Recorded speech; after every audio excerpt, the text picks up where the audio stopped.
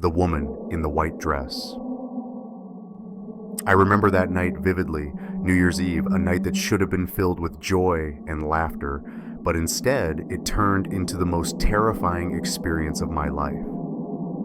I was driving to a friend's house for a party, the road eerily quiet under the dim glow of scattered streetlights. That's when I saw her, a woman standing motionless by the side of the road, wearing a long white dress that looked tattered and weathered by time.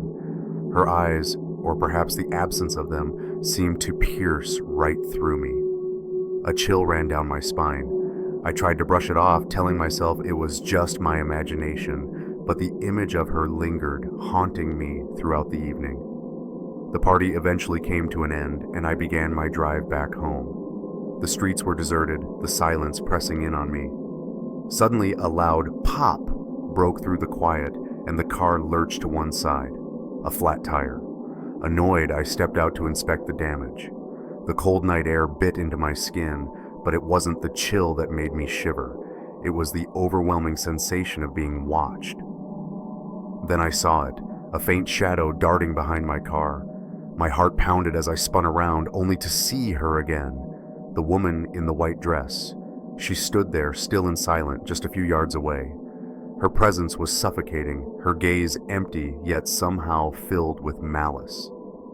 Panicking, I abandoned the car and sprinted back to my friend's house. When I recounted what had happened, my friend laughed it off, dismissing it as an overactive imagination. But that night, I couldn't sleep. How could I, when she appeared again outside the living room window? She stood motionless, staring through the glass with those same hollow eyes. My chest tightened as I froze in fear. She didn't knock, didn't move, just stood there watching. I tried to wake my friend, but by the time he looked, she was gone, vanished as if she had never been there. The next morning, we discovered something chilling. A rusty knife stabbed into the grass in the backyard. We called the police, but they found no evidence, no witnesses, no trace of anything unusual. It was as if the entire experience had been a twisted hallucination. Yet, even my friend admitted that something about that night felt deeply, horribly wrong.